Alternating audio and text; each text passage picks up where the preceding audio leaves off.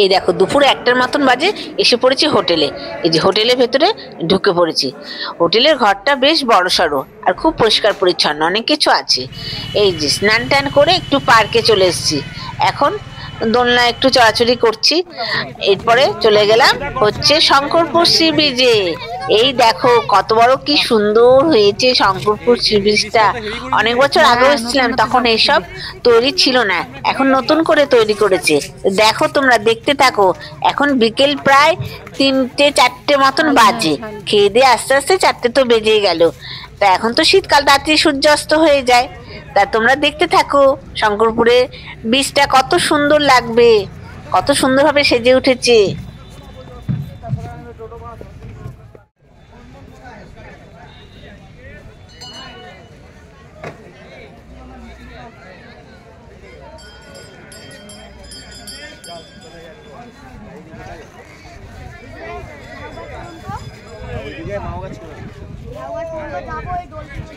আমাদের চড়াবে, আমাদের এই আমাদের হবে, আমাদের হবে 50 টাকা গিয়ে দেবো। 50 টাকার হবে সবটা কম হবে এই ছোটখাটো ল্যাম্প। হ্যাঁ ওইটুকু, হ্যাঁ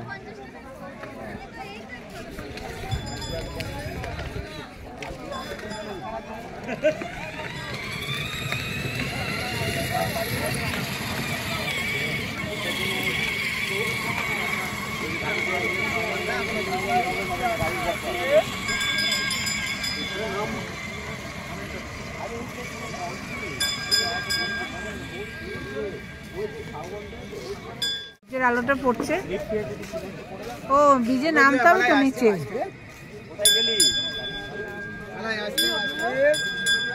কোনগুলো নিচে? ও হ্যাঁ, এবার ব্যাপারটা বুঝতে পারছি। এইগুলো নতুন করেছে, একবার এসছিলাম নিচে ওই দিন দীঘা থেকে এখানে এসছিলাম। দীঘা বীজ তো পাথর।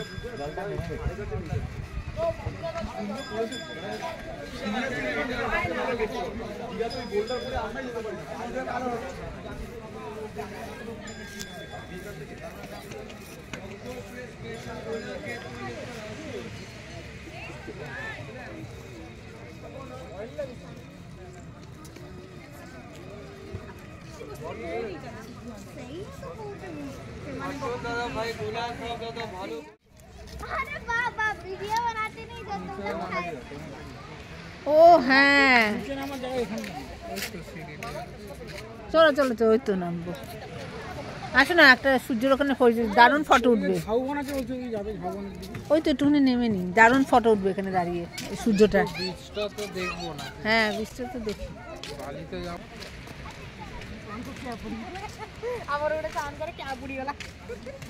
হ্যাঁ এটা আমি ওই ভিডিওতে দেখেছিলাম, সেটাও দেখেছি। কৃষ্ণা রান্নাঘর, তারপরে পপি কিচেনে। হ্যাঁ সেটাই। সামনে গিয়ে ঢুকে গেছে। না না, এটা ঠিক না, ওটা তো ওল্ড দিঘার বীজ।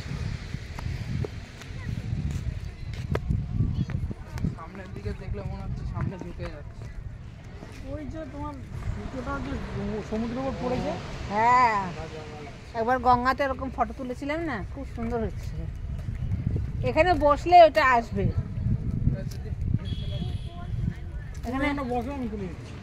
সূর্য এখন অস্ত যাচ্ছে, সিনারিটা কি সুন্দর না লাগছে। সূর্য অস্ত যাচ্ছে সমুদ্র পাড়ে, সেটা ভাবছি একটা ফটো তুলবো।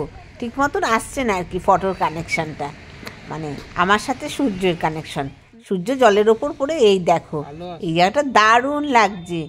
প্রায় বিকাল বিকাল হয়ে আসছে, মানে সূর্য অস্ত যাচ্ছে জলের ওপর পড়ে, বেশ জলের সমুদ্রের ঢেউটা পুরো বোঝা যাচ্ছে সূর্যের আলোতে। দেখো কি সুন্দর, তাই তোমাদের দেখাচ্ছে। এই দেখো, দেখতে পাচ্ছ সূর্যের আলো জলের ওপর পড়ে কি সুন্দর লাগছে না? এরকম প্রাকৃতিক দৃশ্য সবসময় দেখা যায় না, সেই দৃশ্যই তোমাদের আজকে দেখাচ্ছি। আর তোমরা যখন আসবে তখন তো দেখতেই পারবে, তাই না? ওদিকে পুরো কুয়াশা মনে হচ্ছে।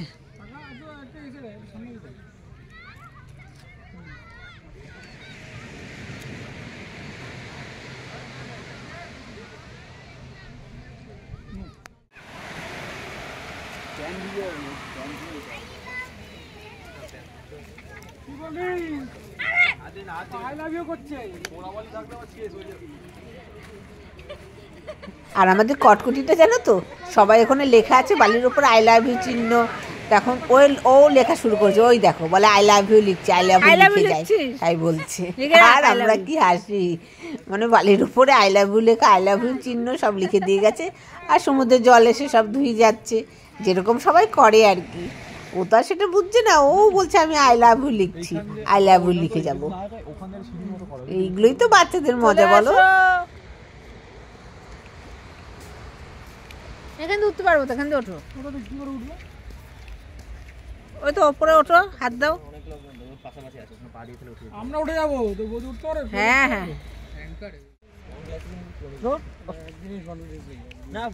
সমুদ্র পাড় থেকে ঘুরে এখন চলে যাচ্ছি ওপরে, ব্রিজের ওপরে চলে যাচ্ছি। দেখি গিয়ে একটু ডাব টাব খাবো। সমুদ্র পাড়ে আসলে ডাব খাবো না তা কখনো হয়? এখানে অনেক ডাব এর দোকানও আছে, বেশ চারিদিকে বেশ দোকান টোকানও করেছে, ভালো লাগছে। তাই আমি কচি ডাব খেয়ে নেবো, সবাই ডাব খাবে।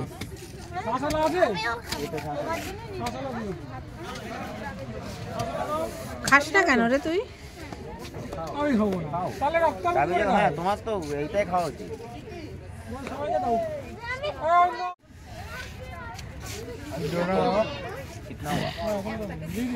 সি বিচ থেকে চলে আসলাম হোটেলে। হোটেলে এখানে চা কফি সব খাওয়া দাওয়া চলছে এবং আমাদের একটা প্রোগ্রাম হয়, ঘরোয়া প্রোগ্রাম, মানে যে যেরকম পারে অনুষ্ঠানে নাচ করে, গান করে, বাচ্চারা কবিতা বলে।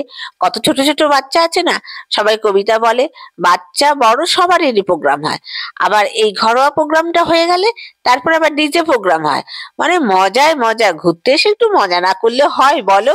যাই হোক, দেখতে থাকো আমাদের প্রোগ্রামগুলো কিরকম হয়, অবশ্যই কিন্তু কমেন্ট করে জানাবে।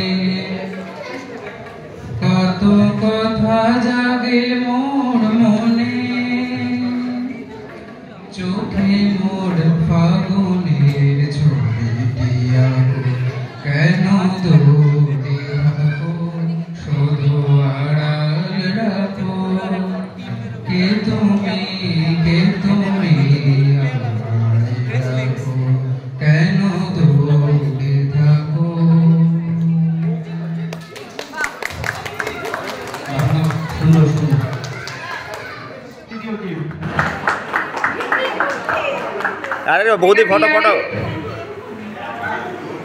যাও, এইদিকে যাও, এই দাঁড়াও, দুজন একসাথে দাঁড়াও।